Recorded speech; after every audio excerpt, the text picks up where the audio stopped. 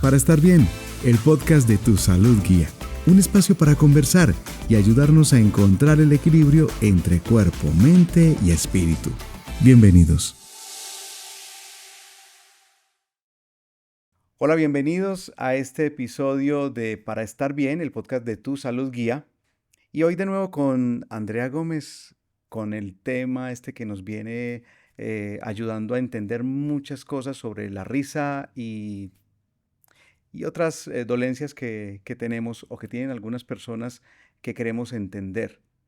Andrea, ¿cuál es nuestro invitado de hoy? John, qué alegría estar aquí nuevamente. Así es, volvemos con la risa que sana y hoy tenemos un invitado que estamos seguros que les va a encantar esta historia. Él es Iván Marín Gómez, uno de los comediantes más reconocidos aquí en Colombia.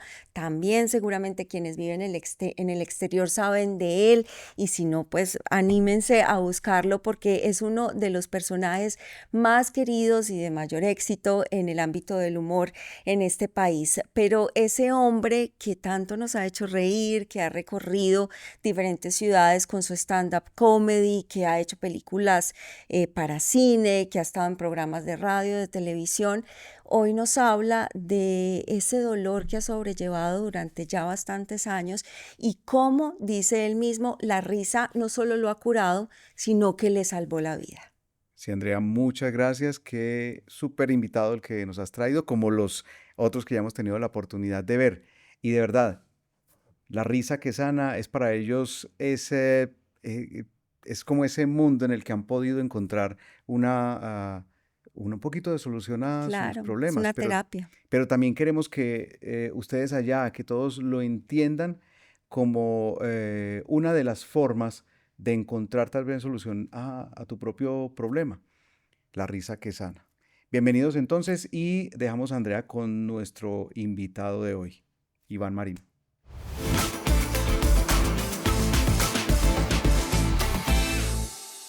John, qué alegría, muchísimas gracias. Estoy muy contenta de estar acá porque esta es una oportunidad para contarle historias a la gente acerca de lo que puede lograr la risa, el humor, cómo incluso pues puede llegar a salvar vidas. Y como usted lo ha dicho, estamos con uno de los comediantes más reconocidos de Colombia, ya sin duda conocido también en otros países de Latinoamérica, ha pasado por películas, por programas de humor de radio y televisión, es uno de los comediantes en este género que conocemos como stand-up comedy más reconocidos y además de todo un ser humano excepcional, una persona maravillosa y un amigo que conozco afortunadamente y de manera privilegiada desde hace muchísimos años. Iván Marín Gómez, Marincito, ¿Qué tal, ¿cómo André? ¿Cómo vamos? estás? Tiempos de los tiempos. Tiempos de los tiempos. Hace mucho que nos conocemos. Recuerdo que fue precisamente por Vargasville. ¿Te acuerdas de ese manicomio Vargasville en el que estuvimos? Pero por supuesto lo recuerdo con demasiado cariño porque fue una época muy importante en los inicios de mi carrera. Fue de verdad muy, muy importante para mí. Qué maravilla, también lo recordamos por todos esos aprendizajes y todas esas experiencias del comienzo de nuestras carreras. Y bueno, seguiste por ese lado del humor y en varias ocasiones has dicho que la risa fue una cura para vos. ¿Así lo sentís? Oye, es que no, cura es poco. El humor fue mi salvación literal. Digamos, yo a los 20 años, durante una época, si no hubiera sido por el humor, muy posiblemente no estaría aquí con ustedes contando la historia. El humor llegó a mi vida para rescatarme de un foso negro en el que estaba muy, muy profundo.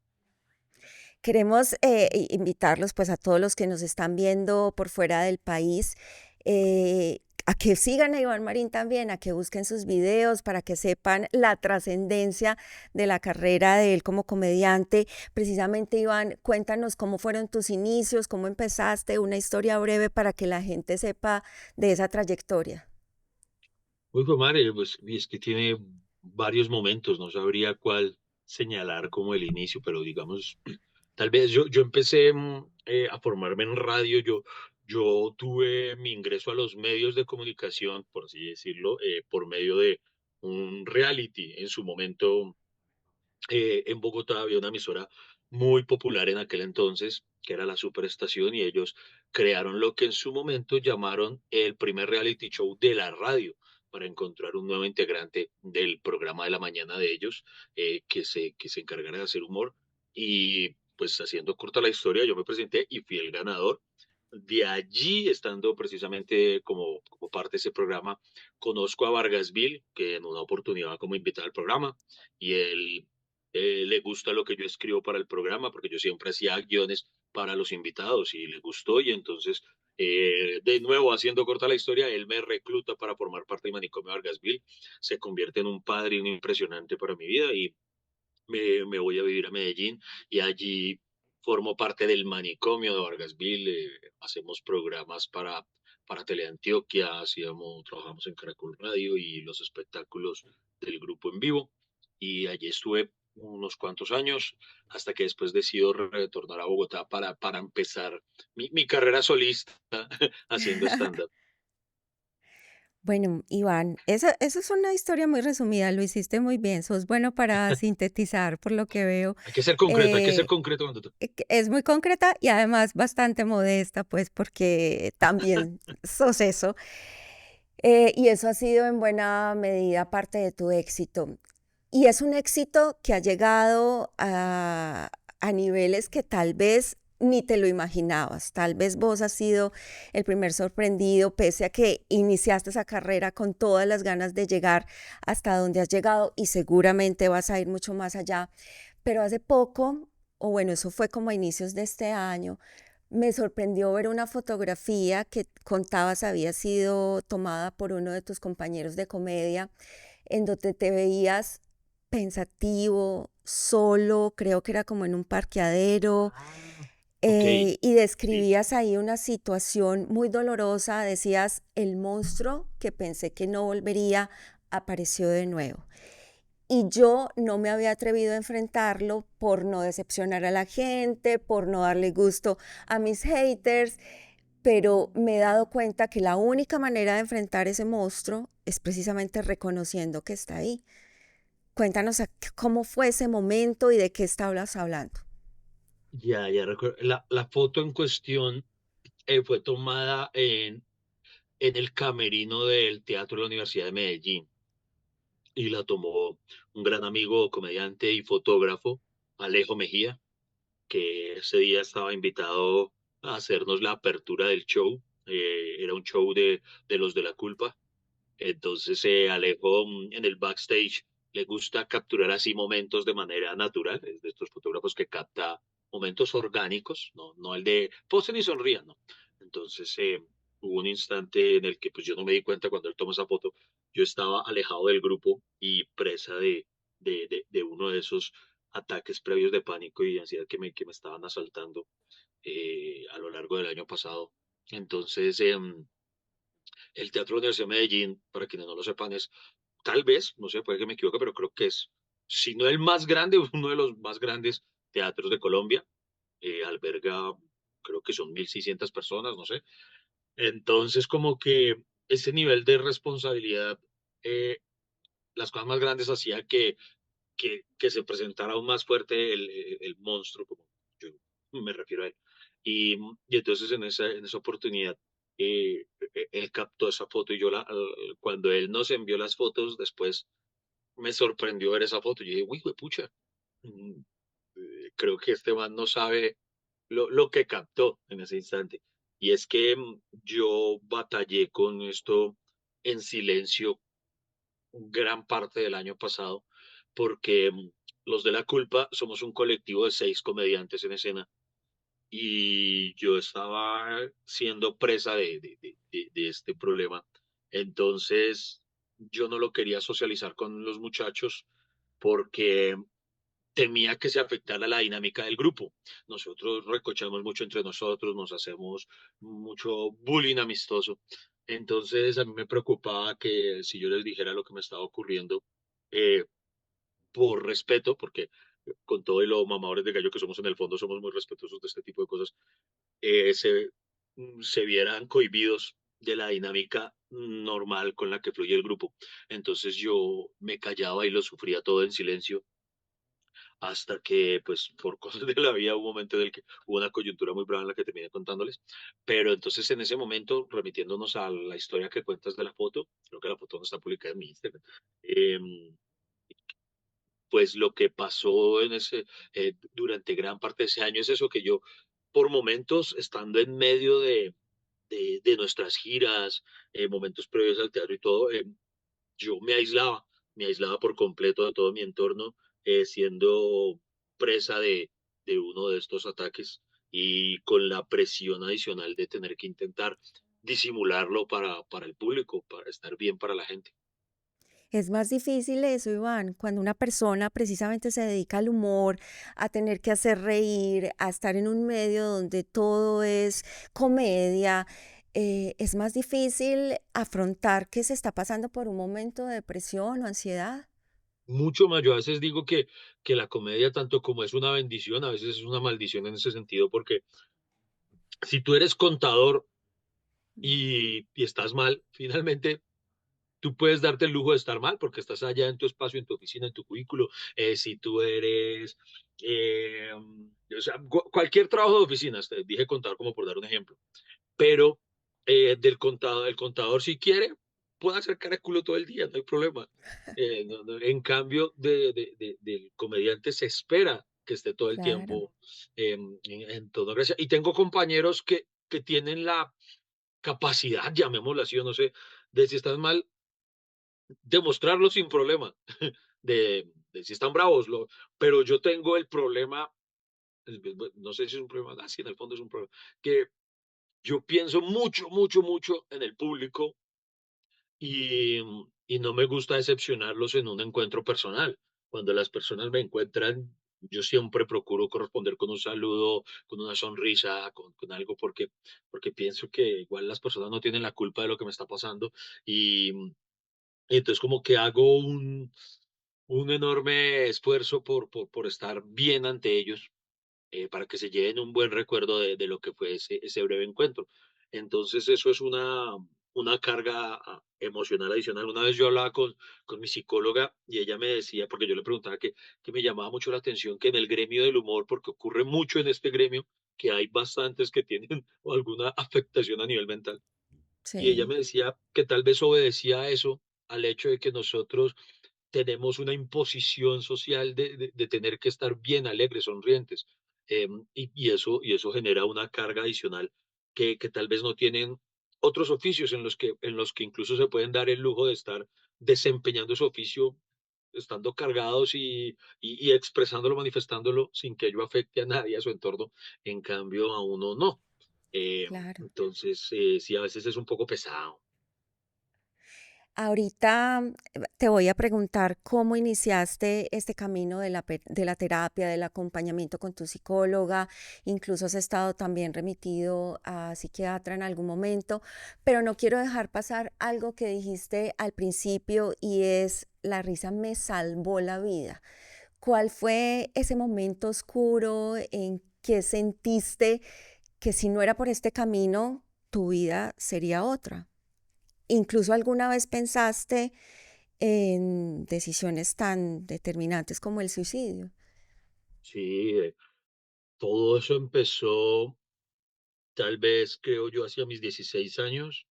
Empecé a caer en ese pozo profundo y cada vez me fue tomando más y empecé a vivir una época de infierno personal muy, muy grande en el que se manifestaron de manera simultánea no solo los problemas mentales, sino los problemas del mundo real, por así decirlo. Y era que nada me salía bien, literalmente nada me salía bien. Entonces yo era, estaba fracasando en absolutamente todo lo que emprendía, en todo lo que empezaba. Em, Tuve mil situaciones, no exagero, muchas situaciones de rechazo en todos los ámbitos, romántico, social, laboral, en todos los tipos de rechazos. Entonces, todo eso, cada cosa era como echarle una palada más a esta volquetada de dolor que tengo a cuestas, entonces haga. Y en medio de eso ocurrió que entonces yo, buscando qué hacer con mi vida, hablemos de a futuro, em, intentaba varias cosas. Por ejemplo, yo escribía y me presentaba a festivales, a concursos de literatura, de poesía, de cuento, de narrativa, de todo, y en todo me rechazaban, buscaba trabajo y me rechazaban, me presenté al ejército, yo mismo me regalé al ejército, quería irme, yo dije, vamos a ver si por lo menos subo para la guerra, y el ejército me rechazó, intenté ser monje, porque como aún era virgen, porque ninguna niña me lo quería dar, entonces yo dije, voy a volverme monje, y los monjes me rechazaron, de todo. Entonces yo sentía que no servía para nada en la vida, que no tenía ningún propósito mi existir. Entonces de allí era que yo llegué a pensar en más de una ocasión que sentido tenía estar vivo. Entonces, en una oportunidad, yo en aquel entonces hacía narración de cuentos, pero eran cuentos, yo escribía cosas muy sórdidas, muy acorde a lo que me estaba pasando en mi interior. Entonces eran textos muy densos, muy existencialistas, y en una oportunidad, luego de presentarme en un escenario recuerdo mucho que era la Universidad Distrital, era como una presentación de cierre de un taller que yo había tomado sobre intencionalidad de la voz, se llamaba. Entonces se acerca una chica que vio mi presentación y dijo que le había gustado mi acto, que me quería invitar a un espacio que ella manejaba. Entonces yo en aquel entonces solo encontraba motivos o fuerza en pararme en un escenario a decir las cosas que me pasaban. Entonces acepto la invitación, y cuando voy al lugar que ella me invita, resulta que es un sitio que es un bar. Y yo hasta ese momento me presentaba tan solo en escenarios netamente académicos, por así decirlo, espacios culturales, de universidades, de teatros, en medio de concursos.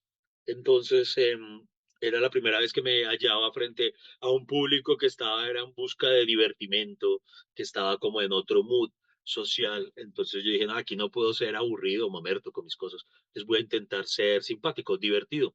Entonces me paro ahí con la intención de pronto, pues, causar algunas cuantas risas, eh, y la gente empieza a reírse, y empiezan a reírse, y empiezan a reírse, y yo estaba hablando, prácticamente decía más o menos las cosas que ya estaban en los textos que yo tenía escritos, pero quité de por medio las arandelas literarias y todo lo rimbombante del lenguaje y las metáforas y todo. Y empecé como a hablar descarnadamente de lo que me dolía, y la gente se empieza a reír y se empieza a reír. Y irónicamente descubro en esas risas que eso me hacía mucho más bien que todo el proceso que yo estaba llevando hasta ese momento de simple y llanamente quejarme. Aquí me estaba quejando, pero yo estaba minimizando el dolor Pero con el humor. riéndote, Exacto, yo lo estaba atacando. Era por primera vez claro. el dolor no me estaba haciendo daño a mí, sino que yo estaba golpeando al dolor.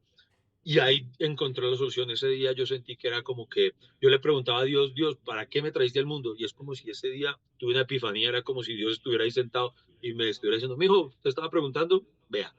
Y esa noche salí de ahí convencido de que servía para algo por primera vez, eh, y con la promesa de que iba a dedicar mi vida a eso, a hacer reír a las personas, para, para ver si lo que yo estaba experimentando en ese momento de que me empezaba a hacer bien, podía llevárselo yo a otras personas. Y en serio, ese fue mi primer motivación fue esa, enfrentar el dolor y ayudarle a otros a enfrentar sus dolores por medio del humor. Ni siquiera en ese momento yo lo veía como una posibilidad, una opción económica para ganarme la vida, sino como una posibilidad para precisamente no perder mi vida, porque a partir de ese momento ya tenía un por qué vivir y un algo para lo que empezaba a intuir que era bueno. Entonces, por eso digo que el humor me salvó la vida, porque me dio un propósito. El humor me dio un propósito. Y después de encontrar ese propósito, Iván, pues viene una carrera que no ha sido para nada fácil, pero sí ha sido un ascenso constante, o sea, después llegó televisión, después llegó el cine, después llegaron programas de humor tan reconocidos aquí en Colombia como Sábados Felices.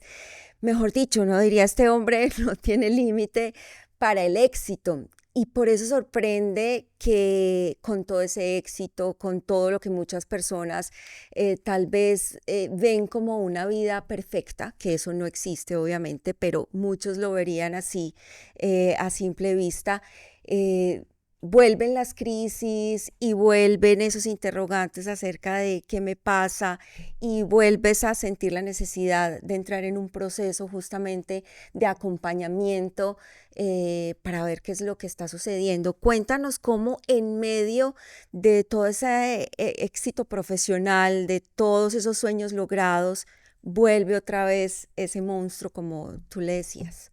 Y igual él me acompañó a lo largo de unos cuantos años más y después se volvió O sea, todo eso lo hiciste con él ahí, con el monstruo ahí. gran parte, sí, gran parte él estuvo ligado cuando, en la época en la que nosotros nos conocimos, que trabajamos en el manicomio, hubo una época en la que tuve una reincidencia grande ahí, incluso esa época yo creo que fue parte de lo que me hermanó tanto con un amigo que tenemos en común, Aldo Juliano Campo.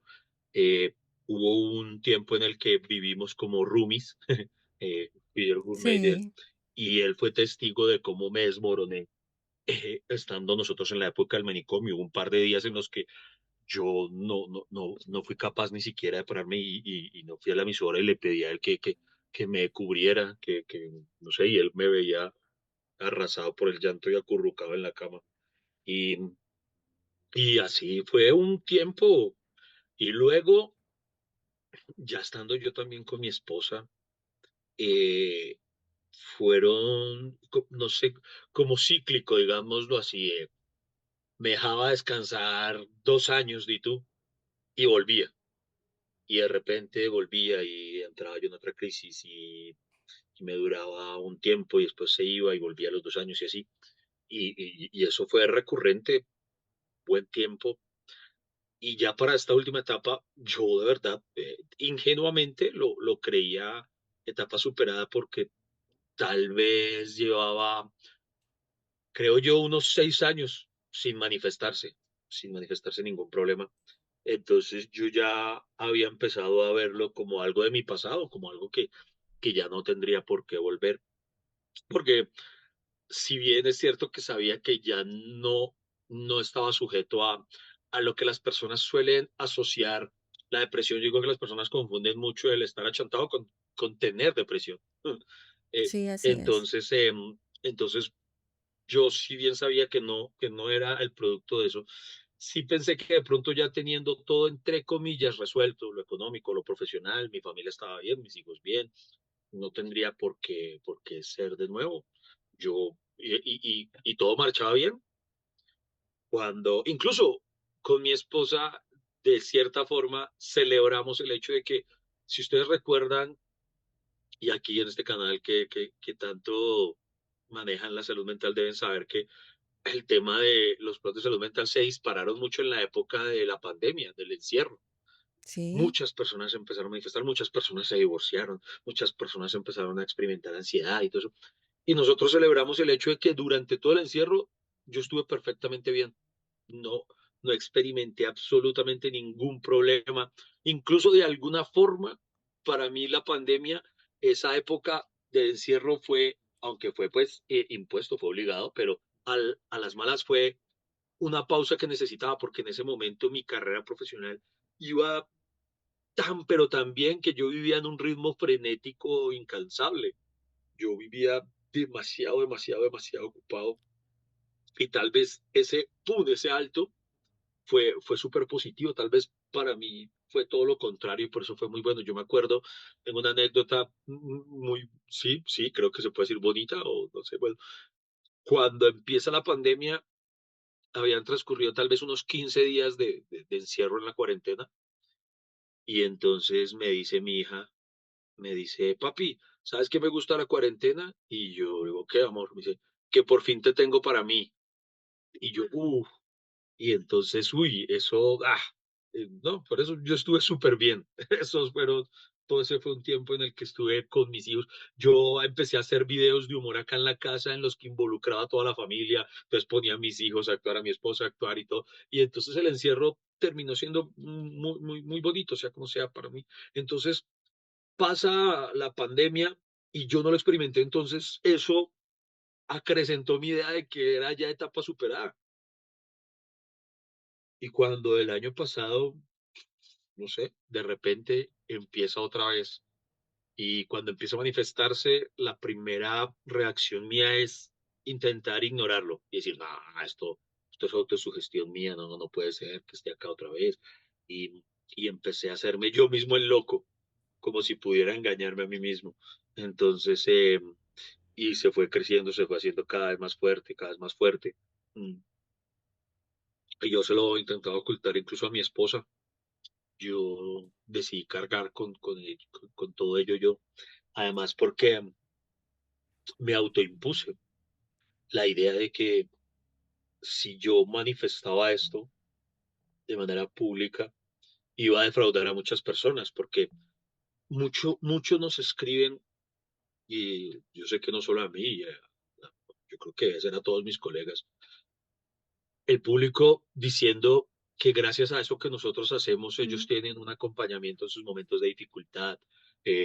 Muchos manifiestan cómo hemos sido una gran terapia para ellos, haciéndole frente a sus depresiones o cosas así. Entonces yo hacía en mi cabeza el símil de si cuento que yo estoy afectado por eso que ellos dicen que yo les ayudo a enfrentar, los voy a defraudar.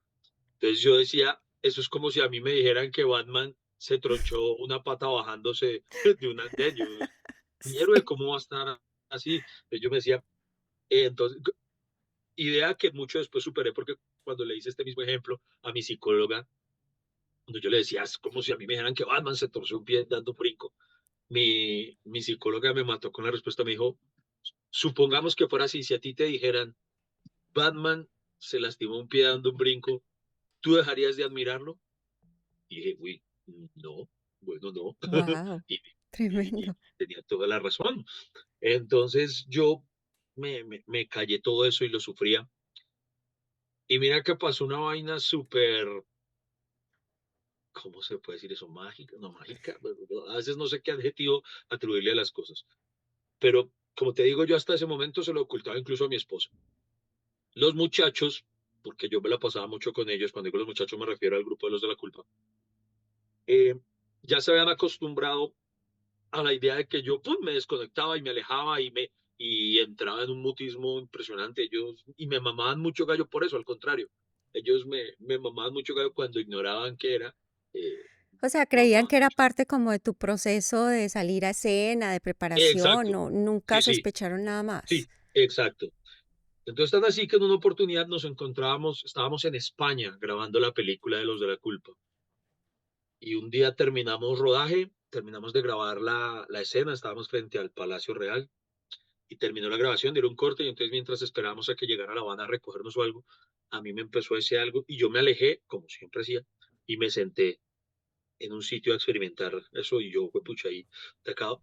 Y uno de mis compañeros me empezó a grabar desde lejos y empezaron a mamar gallo, así como, no, miren, ahí está Iván, no sé qué tal cosa, no me acuerdo qué, y lo subieron, y lo subió como una historia y le pusieron como una música triste de música de plancha o algo, Uy, y se veía como un cuadro chistoso acompañado por la música y eso tal, y por lo que ellos habían dicho. Entonces, ellos lo suben y al poco rato me escribe mi esposa, preocupada, porque todo el mundo vio la historia como algo chistoso, claro, pero mi esposa que me conoce identificó que ahí pasaba algo. Y ella total. me escribió, tomó un screenshot y me envió una foto y me dijo, ¿qué me estás ocultando? ¿Qué está pasando? ¿Qué te pasa? Y ahí me quebré con ella y le conté todo lo que estaba pasando y que estaba lidiando con eso, pero que no quería molestarla y toda la cosa. Y entonces primero lo hablé con ella. Y el mismo día que me escribe mi esposa, me escribe Lina Peña, mi mejor amiga desde la adolescencia, que también me conoce, que ella vivió, acompañó esos primeros años. Entonces ella también identificó. Entonces es muy curioso porque solo ellas dos y un seguidor mío que es psicólogo, un seguidor de esos fans, que terminan volviéndose amigos en la distancia, también lo identificó. Y me dijo, hermano, yo sé identificar cuando alguien tiene un problema. Mm. De las miles de personas que vieron la historia, solo 3 personas, dos que me conocen tanto y una que pues, de alguna manera, no sé, por su experiencia profesional logró identificarlo, descubrieron a partir de una historia graciosa lo que ocurría. Entonces ¿Tú allí crees que a yo muchas hablé. personas les pasa eso? Que Uy, estoy siempre seguro. están ocultándolo para no ser una carga, para no preocupar a sus familiares, para no generar pues como mayor conflicto. ¿Tú crees que eso le pasa a muchas personas? Estoy seguro que a muchos les pasa, a muchos, muchos, porque además hay muchos que así me lo manifiestan por medio de las redes sociales cuando me escriben por interno. Yo no le puedo responder a todo el mundo, es imposible, pero procuro, me esfuerzo por la medida de lo posible hacerlo. Y les digo a los que me escriben eso que no teman manifestarlo, que no teman buscar una ayuda. Yo me lo callé y luego de eso estuve aún, eh, ahí volví entonces a psicólogo, volví al psicólogo por, por insistencia de mi esposa y de mi amiga. ¿Siempre habías tenido el acompañamiento desde No, la psicología? no, lo tuve un tiempo y durante muchos años no lo volví a considerar. Y después, ahora, entonces cuando ellos me dicen, vuelvo a hacerlo y, y entonces empiezo a hablar con él, pero aún así se lo seguía callando a los muchachos. Y en una oportunidad, hacia finales del año pasado, precisamente, grabábamos, grabamos el especial de fin de año de los de la culpa. Entonces se grabó el show, y al final, para finalizar el capítulo, cada uno de mis compañeros empezó a decir unas palabras de agradecimiento, tal cosa. Y yo ahí me rompí y yo empecé a llorar teniendo enfrente a 1.200 personas y cada uno de mis compañeros iban hablando y entonces a medida que yo sentía que el micrófono se acercaba a mí porque empezaron de derecha a izquierda, yo soy el que siempre está en el extremo izquierdo, entonces cada vez que uno de mis compañeros decía algo, yo sentía que iba a llegar mi momento de hablar y más me angustiaba y ya estaba llorando antes de que llegara el turno de la palabra para mí. Para cuando llegó mi turno, yo dije que yo no quería hablar, que yo pasaba. Entonces todo el mundo empezó a decirme, empezó, creo que Ricardo fue el primero en decirme, suéltelo, Ivancho, no sé qué tenga, pero suéltelo. Y todo el mundo empezó a decirme, y esa noche ahí, o sea, de la manera menos íntima posible, O sea, te lo terminé, guardaste todo el tiempo, esperaste para contarlo sí, ante el y público de mil exacto, sí, doscientas personas. terminó siéndolo, y lo conté ahí, y ahí conté literalmente lo que pasaba, arrasado en llanto, y la magia fue espectacular porque ocurrió todo lo contrario a lo que yo me temía. Yo decía, no, la gente, hijo, pucha, y las expresiones de cariño desde ese momento fueron impresionantes. El apoyo de la gente, los aplausos, después mucha gente queriendo abrazarme al finalizar el show. Eh, y por interno, entre las personas que asistieron, me escribían cosas. Ese momento no se emitió. El director del programa decidió editarlo. Eso no salió al aire. Y creo que fue sabio porque tal vez hubiera terminado muy abajo el especial de Navidad. Pero, pero entonces, entre quienes estuvieron presentes ese día, lo supieron y yo después lo conté, yo conté ese pasaje, eso mismo que acabo de relatar acá, lo conté en un programa al que me invitaron, un programa que se llama La Risa Cura, allí lo conté por primera vez, así ya al aire de algo. Y, y desde entonces ha sido muy bonito el ver como contrario a lo que yo pensaba que pudiera decepcionar a la gente, creo que como que a la gente que está pasando lo mismo les da esperanza el ver que yo he podido superarlo o he podido, ya no digo superarlo porque ya creo que, yo ya hoy creo que debo ver esto como, como se refieren los alcohólicos a su adicción o cualquiera y que cuando dicen que, por ejemplo, un alcohólico lo va a hacer toda la vida, aunque ya deje de tomar. Entonces, Como que yo ya prefiero en este punto de mi vida, prefiero pensar que siempre voy a ser un depresivo, así no esté presente la depresión, pero para siempre tener las alertas prendidas ante su presencia. Entonces, Iván, ¿y sientes que ha sido importante hablar del tema, exponer tu vulnerabilidad? ¿Le ha ayudado tal vez a muchas personas también a pensar que si están pasando por esa situación, pues también lo pueden superar y que si una persona que lo tiene todo como tú o como vemos a muchas personas famosas, pues dirán, es que lo tienen todo, ¿por qué se sienten tristes? ¿Por qué se sienten deprimidos? Minimizando de alguna manera esa situación. Por eso sientes que es importante hablarlo y exponerlo, que sepamos que las personas famosas viven estas situaciones.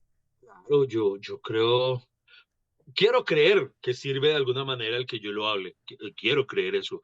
Y Y así lo siento. Si bien es cierto lo que dices, por ejemplo, incluso uno no está exento a las burlas, las sigue habiendo. No falta el que dice, ay, pero va a llorar un man que lo tiene todo, no sé qué, tal vaina. Eso va a haberlo siempre, de todas formas. Pero yo creo que es mucho más el bien que de pronto hacemos. Mira que a mí, por ejemplo, me impacta demasiado, demasiado, demasiado cada vez que vemos el caso de un famoso, de una personalidad exitosa, hablando de éxito como lo entiende la sociedad, que se suicida. Cuando cuando ocurrió lo de Robin Williams, cuando ocurrió lo de Chester Bennington, cuando ocurrió lo de este Anthony Bourdain, cuando, todas esas personalidades que llegan, yo siempre, eso me afecta demasiado porque digo, madre, perdieron la batalla en algún momento, la dieron mucho tiempo hasta que no pudieron más. Y hace poco leí una frase, no sé a quién pertenezca, pero me impactó muchísimo y creo que es cierto, que dice que las personas que se suicidan no es que se hayan cansado de vivir, sino que se cansaron de sufrir. Y ese es un sufrimiento que está que está presente, está muy constante y que absolutamente, yo sé que quien no lo ha vivido no tiene cómo entenderlo, pero no tiene absolutamente nada que ver con el dinero, con la popularidad, al contrario, muchas veces eso al contrario es un peso mayor. El hecho de, por ejemplo, recuerdo uno de los episodios más duros para mí fue precisamente esa oportunidad ya en España después del show. Primero que todo, yo no quería salir al show. Yo estaba muerto del susto ese día, no quería salir. Salí al escenario y aún estaba roto, estaba súper angustiado. Entonces, imagínense, pongámoslo en estos términos. Sería, entre comillas, lógico que una persona, digamos, que está en un cuchito y le está viendo en un cambuche, esté llevado el hijo de madre, sería lógico y entendible, digámoslo entre comillas, uno diga, que esté mal Sí. por la situación que está viendo. Pero que una persona que está sobre un escenario aplaudido por miles de personas que lo están admirando, que le están prestando cariño, que le están pagando por eso, ¿qué tal? Escapa a la lógica. Sí, pero ¿por qué este man está así? Es difícil de comprender. Y precisamente estar allí, teniendo frente a ti a personas que te aplauden, y tú por el contrario estar muerto del susto y viendo a estas personas que te están expresando tu cariño, pero viéndolas como algo que te está haciendo más daño en ese momento, eh, es muy duro. Después nosotros, cuando la oportunidad se presta, salimos a tomarnos fotos con el público. Y por ejemplo, en esa oportunidad en España, pues imagínate, tuvimos personas que viajaron incluso desde otros países. Había personas Uy. que habían viajado desde Bélgica, otros desde Londres, porque les quedaba más fácil por lo menos ir allí dentro de Europa a vernos que viajar a Colombia. Entonces, nosotros dijimos, nosotros tuvimos dos funciones. Entonces, la primera función terminaba a las 4, digamos, era a las 4, entonces terminaba a las 6, hay que evacuar rápido al público para hacer el cambio de público, entonces no había cómo responderles, entonces nosotros, pues apenados porque no podíamos, le dijimos a ese público de esa primera función, si ustedes tienen la paciencia de aguardar afuera del teatro, les prometemos que cuando terminemos la segunda función salimos a tomarnos fotos con ustedes. Entonces, luego de esa promesa teníamos que hacerlo. Y yo estaba muerto de susto, yo no quería, y no por ellos, sino por mí, por lo que me estaba pasando. Entonces, yo toda esa sesión de fotos la sufrí como no te imaginas. Uy. entonces uno no sé cómo explicarlo. En ocasiones eso, el éxito puede ser al contrario. Pesa. Exacto, puede pesar más, puede ser más difícil. Yo veo una fila de personas ansiosas por fotografiarse con nosotros y a mí esta mano me temblaba, yo estaba en el extremo, yo esperaba que nadie me abrazara para que no se percatara de lo que me pasara. Y yo solamente quería acabar rápido para poderme ir a llorar al hotel y estar tranquilo, sentirme a salvo. Entonces, a veces es un peso mayor el tener eh, eso, porque uno descubre El que, tenerlo todo, como exacto, porque uno decimos. descubre Y que ahorita ahí no es la dijiste algo muy solución. importante y es el éxito como lo entiende la sociedad. Valga mucho esa salvedad porque el éxito puede no ser lo que muchos creen que es. El Total. éxito, y lo estamos viendo en tu historia, es paz mental, el éxito es tranquilidad, el éxito es confianza, y en ese camino es que vas también en esa búsqueda. Sí, para mí, en efecto, el éxito son otras cosas. Si bien doy gracias por todo lo que he podido recibir de la vida, los logros que he logrado conquistar y todas esas cosas son importantes, sí, les valoro, sí, me hacen feliz, sí.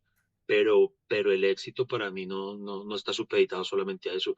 El éxito para mí es el hecho de que mi hijo está estudiando en los Estados Unidos y todos los días de mi vida hablo con él y porque es él el que me llama. Yo soy un papá que ni siquiera tiene que llamar a su hijo. Conozco muchos padres, tengo amigos que sus hijos adolescentes ni quieren compartir con ellos. A mí me pasa todo lo contrario. Mi hijo me sigue buscando a Tus hijos son diario. tus primeros fans. Ajá. Entonces, para mí eso es el éxito, el saber que la primera persona a la que mi hijo piensa para contarle cualquier cosa que le haya pasado es su papá. Para mí eso es el éxito.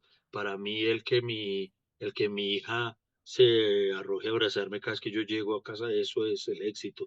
Para mí el éxito es que en un gremio donde todos a mi alrededor se divorcian, como cada día, mi esposa y yo logramos seguir juntos. Para mí el éxito son muchas otras cosas. Entonces, en ese sentido, o sea, yo me considero exitoso, pero no necesariamente por las mismas cosas que la gente me considera exitoso. Qué bonito eso, Iván. Y así como te reías de esos dolores de adolescente, de esa búsqueda, ahora te sigues riendo de tu depresión. ¿Cómo Uf, te gozas a ti mismo? demasiado, a mí me gusta, incluso por ejemplo, mira que yo publiqué hace 2 años, y ya va para 2 años, decidí publicar un libro de poemas que escribí entre mis 15 y mis 20 años. La gran mayoría de estos Así. poemas precisamente fueron escritos durante la época en la que empezó todo esto de parte de dolor. Entonces hay muchos poemas que son malos, hay otros que son cursis, hay otras cosas, pero siempre había tenido la inquietud de hacer algo con ellos porque en el momento en que los escribí esperaba hacer algo con ellos y decidí publicarlos, autopublicarlos, esto sí fue una autopublicación y me ha ocurrido que primero me sorprendo al descubrir que hay personas que han conectado con ellos. Dicho sea de paso, los invito a que me sigan, además de Iván Marín soy yo, tengo una cuenta donde hablo solo de libros, que es así más ¿Así? seria, se llama ¿Cuál arroba es? parche de Esa lectura. no te sigo. Sí, mira, sígueme en parche de lectura, así se llama, arroba parche de Ah, lectura. genial. Y allí hablo de libros solamente y ahora he empezado a compartir mis poemas. Entonces, por ejemplo, los de la culpa se burlan mucho de mis poemas, mucho, ellos se burlan mucho. Y yo me río de eso y creo que precisamente eso es. Y yo creo que uno sabe que de verdad superó algo cuando puede reírse de ellos sin que le haga daño. Entonces, hoy afortunadamente eso. Y a decir verdad, mira que, ¿sabes cuál es mi meta en este momento profesionalmente hablando? Yo he tenido un problema en este último año y medio, 2 años. Resulta que por un lemotif que tengo o que surgió de manera natural dentro de los de la culpa, mis compañeros me la montan a mí que porque dicen que yo soy el buena vida del grupo. Entonces, cada vez que yo cuento alguna anécdota que involucra un viaje o alguna excentricidad, entonces ellos dicen que esos son dramas de la clase alta. Entonces este lemotif se volvió tan reiterativo que en torno a mí existe este dramas de la clase alta. Entonces yo prometí hace más de año y medio ya que mi próximo show de stand-up se llamaría Dramas de la clase alta, el cual Ajá. no he podido escribir y ya vengo prolongando el estreno pero sí, en serio espero el próximo año, sí, de verdad, lanzarlo. Pero ¿Sabes adicional qué a eso, vi? Perdón que te interrumpa, pero ¿sabes qué vi buscando información tuya? La gente pregunta en Google, ¿cómo se hizo millonario Iván Marín? sí, y todo surge a partir de eso, los dramas de la clase alta, precisamente. Entonces quiero escribir un show, o sea, quiero que mi próximo show gire en torno a eso, pero precisamente el reto y por qué se me ha complicado tanto, porque no quiero enumerar solamente anécdotas de cosas que he vivido en viajes, sino que realmente lo que quiero es que con este show haya un mensaje de valor, además de que se ríen obviamente, acerca de esto. O sea, en este show quiero, aunque va a ser un show obviamente para reírse, quiero poder hablar de la depresión de una manera en que la gente entienda que todos podemos vivirla eh, de cualquier forma. Y quiero hablar que precisamente todos podemos tener nuestros propios dramas de la clase alta, sin importar de dónde vengamos o sin importar qué lleguemos a tener. Entonces, una de las cosas que más espero es poder de alguna manera incluir toda esta batalla interna que he tenido en ese próximo show para, adicional a las risas que me gusta ofrecer a la gente, puedan salir del show llevándose algo al respecto. Ay, pues Iván, qué belleza de historias las que nos has contado. Bueno, finalmente quiero preguntarte, porque me parece importante reiterarlo, ¿estás con acompañamiento de psicólogo? ¿Estuviste también en psiquiatría en algún momento? Sí, yo sí. Con el psiquiatra tuve, mira que fue un paso que me costó muchísimo dar, me dio muchísimo miedo, porque tú me contaste que tú entrevistaste a Vargasville, ¿cierto? Sí. Vargasville fue una de las primeras personas, no, fue la primera persona famosa que yo conocí que sufría también de esto. Y en su momento, Crisanto, la primera vez que hablamos de eso, ocurrió algo que me traumó, por así decirlo. Y es que recuerdo, estábamos en la habitación de hotel de él, y cuando yo le estaba hablando de lo que me pasaba, y que un psicólogo, una psiquiatra de ese entonces me había recomendado, ha recetado, yo no sé cuál sea la palabra, una droga, y yo tenía miedo de tomármela, y Crisanto me mostró un cóctel de medicina que él tenía que tomarse. Uy, Y él me decía, hijito, si usted es capaz si usted encuentra la fuerza que le permita dar la batalla sin esto, ojalá pueda hacerlo, porque yo me volví dependiente de esto, lamentablemente, y esto sea como sea, me dijo él, eh, bloquea o coarta su creatividad. Él me dice que de alguna manera por eso siempre había tenido que, a partir del momento en que empezó a medicarse, también depender de un creativo a su lado. En su momento estuvo César Augusto, después estuve yo y así sucesivamente. Entonces, cuando a mí Crisanto me habla de los riesgos de que de pronto la medicina tuviera ese efecto, si había una cosa que yo valorara de mí, era mi capacidad creativa. Y es algo que sigo valorando. Entonces, me daba muchísimo miedo medicarme, mucho miedo ujú. porque se entiende que tal vez el efecto que hace es que dopar un poco el cerebro para que baje, no sé cómo funciona, ¿sí? Entonces, a mí me da mucho miedo eso. Yo decía, pucha, si mis dos escenarios son sufrir mucho, pero ser creativo, o dejar de sufrir, pero que mi creatividad baje, yo prefería correr el riesgo de, de, de sufrir.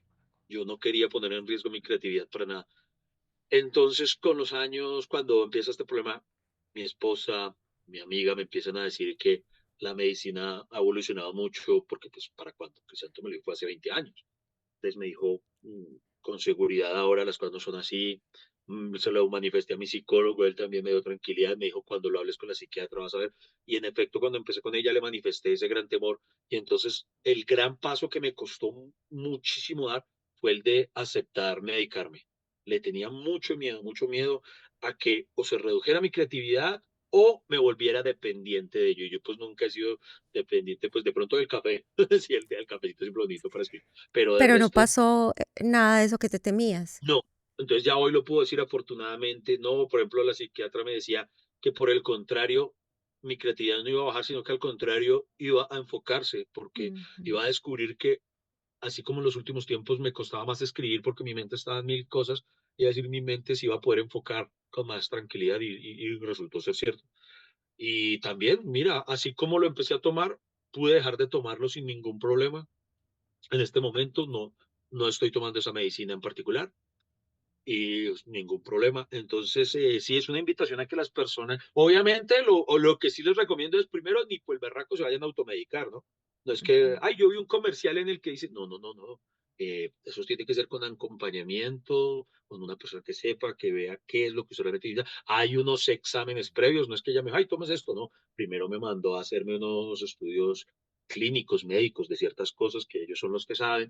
Entonces, mi mensaje para quienes ven esto es primero, entiendo si tienen temor, pero de verdad, confíen que bueno, por algo la ciencia es ciencia, madre de Dios, y por algo estas personas estudian esto que estudian y saben tanto al respecto. Entonces, el consejo que sí doy es sí, ojalá poder tener un acompañamiento profesional. Sé que tu entrenador personal te está esperando a que termines esta Sí, entrevista que eso también es para parte de la hacer su terapia. jornada. El ejercicio Y por físico eso te también me lo quiero recomiendan. preguntar, ¿has recurrido siempre al ejercicio? ¿A qué otras No, alternativas ahora, recurres para mantenerte bien, para mantenerte tranquilo? Ahora, ahora, aparte de la terapia, de lo que me decían, y de verdad la actividad física es parte importante también de eso, entonces ahora, porque no antes no practicaba nada, ¿no? Ahora entonces estoy con Sí, entrenador, yo y me como yo soy acuerdo. flojito, Y te volviste súper juicioso con el deporte. pues ahorita estoy juicioso. Es muy nuevo en mi vida, pero no, estoy juicioso. Antes yo no tomaba agua, ahora tomo agua constantemente. Sí, sí, pues, además, porque los años llegan, muchachos, no solo por estar deprimidos. ¿Y estás durmiendo bien? Sí, afortunadamente duermo muy bien, entonces, que eso es parte clave, es Sí. fundamental. Entonces, no, sí, estamos, sí, en un buen momento, afortunadamente, pero como les digo, uno en esto no puede cantar victoria y decir, ya, lo vencí, no. Yo digo, ahí lo llevo domado. Y creo que lo has domado muy bien y creo que afortunadamente lo has domado y nos has enseñado ese método de domador que has tenido. Y creo que esta conversación, Marincito, como yo te digo, le va a servir a muchas personas. Y desde el alma te agradezco por haber dedicado una parte de tu tiempo a exponer esa realidad, a exponer esa vulnerabilidad que no para todo el mundo es fácil hacerlo, pero que hay mucha grandeza ahí, en compartir tu experiencia, en darle luz a muchas personas que seguramente también están pasando por un momento similar y se sienten perdidas y se sienten que son las únicas y se sienten que no van a poder salir de ahí. Gracias de todo corazón y que lo que vengan sean éxitos y alegrías y paz, mucha paz en esa mentecita tan alocada y tan creativa. Muchas gracias, André, me hace muy feliz haber hablado esto contigo y una vez más el mensaje para todos los que puedan estar experimentando algo así, tranquilos que al monstruo no sé si se le puede derrotar, pero sí se le puede domar. Así que háganle, no teman buscar ayuda. Gracias, Marín. Un abrazo inmenso. Te quiero mucho, te admiro y seguiremos muy atentos a todos esos triunfos que seguramente van a seguir llegando. Chao. Muchísimas gracias, chao. Ahí va, el beso volador. Oh, ¡Mua! chao, chao, gracias. Chao, chao.